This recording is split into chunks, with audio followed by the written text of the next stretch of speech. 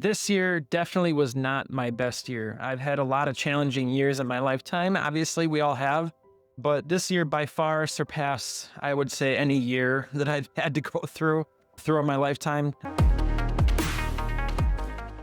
A lot of stuff happened. If you guys have been following me, I've been dealing with a lot with loss, with going through infertility. But I would say that while I didn't reach all my goals and do all the things that I was hoping that I could do this year, I still feel like I took a lot away from everything that I went through. I think it made me stronger mentally, physically, but definitely mentally, just because with going through infertility, it's been some of the hardest days of my entire life. But I want to talk to you guys about what I went through this year a little bit and just break it down and let you know what my plans are for next year. And to end with, of course, positivity.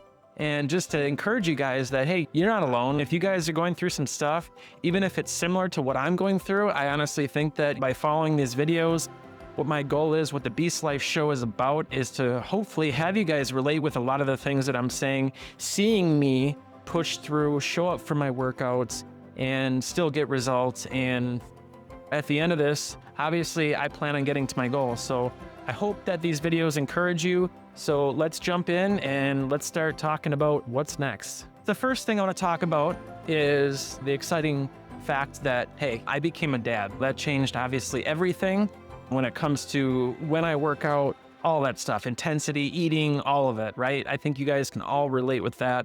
I did get better. To an extent, you can still form a routine. I talk a lot about that in my past videos because it is important to get in a routine, but to an extent, you have to understand, like, there is going to be things that come up. You guys know if you work full time, 30 minutes off of a routine, or when you plan to get in the gym, throws off your whole night. So it's discouraging when you're like trying to do all this stuff and get in the gym and you're so used to being able to just be done by a certain time. But yeah, it's been really difficult trying to manage time and also do these videos, because this is something that I've obviously been doing for quite some time, as you guys know, for those that have been following me.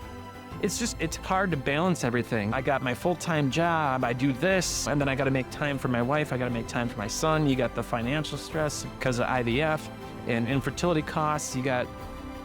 It's a whole bunch of stuff, guys. And to try to get in here some days and just to turn it all off is some days literally impossible. But I am trying my best, and that's why I think my last couple of videos, I talked a lot about doing some personal development. That's been helping me a lot, trying to help manage my time, all that good stuff. Because like I said before, you're like spoiled. You didn't really have to manage your time that well, because for the most part, if you get in the gym 10 minutes later, you don't really worry about it too much. But when it gets to be big chunks of time that you get in the gym later, that's when it becomes a problem. Because sometimes I have to get in the gym like an hour later, a half an hour later, 45 minutes, whatever. That makes a difference in your night. So it's definitely a lot harder to not get discouraged and just to keep pressing on and keep hitting play and keep showing up the next day, because you feel like right when you start to get momentum in the gym and you start seeing results, something happens. It's frustrating. And when it happens over and over and over again, it gets to be more and more frustrating and more discouraging that you're ever going to get to your goal, because you keep having shit come up. But you got to understand, myself included, when you have kids, it's just never going to be like how it used to be anymore. And you just have to accept it. Like, you just need to understand, like, you're going to get in the gym, and if you have to work out late, you got to work out late. If you have to work out an odd time, you have to work out an odd time. That's just what you got to do. That was like my biggest thing too, is when you get in the gym a half an hour later, like I said, if you only have an hour of downtime a day, that's half your time that you get with your wife sitting down or talking about whatever. And that's tough. And especially when you have nights too, where you don't have any downtime, holy shit, that's really difficult. So yeah, I would say, honestly, guys, that's probably the biggest struggle that I've been having, is just becoming a dad and understanding the fact that schedules and just concrete times of when I'm going to do certain things just doesn't always pan out. Even trying to edit videos and doing what I'm doing on YouTube and just everything that I got going on, it is difficult. I have to do things at odd times, even when it comes to editing or doing all this stuff that I do on the side. I used to be able to come home, work out, and then I'd go in front of the computer, but it doesn't always work like that anymore. Some nights it just doesn't work out to where I can do anything, and then I have to do double time the next day, which means I get no downtime. And that's just how it works. That's just how it is right now. It's a phase of life. I think I've improved on a lot of things, and you don't even realize how much dumb shit you used to do until you literally have to go down to the minute and really think about like where you're putting your time, like I do right now. Like I have to literally think about everything that I do outside of spending time with my family and work and whatever. I literally have to think about, what are you doing right now? Is this really what you should be doing? Most of the time, we all know the answer, right? But like I said, before you have a kid, it's not such a big deal if you spend 10 minutes scrolling on your phone. You know what I'm saying? Like now, it's a big deal because, yeah, it's 10 minutes time that you could, like I said, you could have spent with your family or your kid. I think in that aspect, I definitely became better at prioritizing my time this year and just doing better when it comes to all that. And as far as everything else goes with not getting the results that I wanted, it sucks. I truly believe that this year built a very strong foundation to where I'm gonna have literally the best year of my life, I think, next year. I know, I can feel it in my bones, guys. Like, it's gonna be awesome because what I just talked about as far as prioritizing time and just what I've learned from going through everything that I went through this year, I'm not gonna share everything, but I became a stronger person because of everything that we went through, the hardship of losing our twins, the failed transfers, which our last transfer, I talked to you guys that I was gonna be going into another round with IVF with my wife, and unfortunately, we did our last transfer and it was another fail. That was difficult. Another thing that we're having to deal with that just happened, I think it was like 2 weeks ago.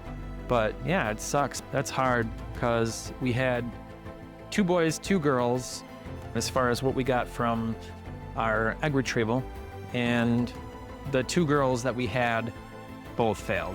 We're trying to come to terms with the fact that we might not ever have a little girl. I'm struggling with it, but my wife's really struggling with it. She really wanted a girl, and I don't know what we're gonna do at this time. We're still trying to work through it. We do have 1 more embryo. It is a boy, which is still exciting, obviously. Hopefully it works out, and yeah, I'm not even gonna talk about what we're gonna do after that if it doesn't work, because it's gonna. That's the kind of attitude we're trying to have. Life won't always roll out a red carpet for you to get in shape. Just keep fighting the fight and just know that everything that you guys are doing right now, it will be worth it in the end. If you just stay consistent, stay positive, make sure your mind's right. Going into 2026, that's the biggest thing that I would love for you guys to take away from this video. And just understand that setbacks happen, it's part of it. And don't just throw in the towel because one day didn't work out. Every day is a new beginning. You guys got this. 2026 will be your best year yet. And just know that I will be going through this with you. I plan to share my results and all the good things next year in 2026. I'm very far from where I want to be, taking it 1 week at a time. You guys got this. If you've never reached your goal yet, why don't you make next year your goal to meet the true you? See what that person's like. See what kind of things you can accomplish being that person. Because I can tell you this, that everything changes. The dynamic of everything that you know is different. I'm talking like family, work, all of it. Everything changes. It will be better 100%. So just get to your goal, meet the true you, and once you get there, stay you. Until the next time, we'll talk to you guys later. Peace.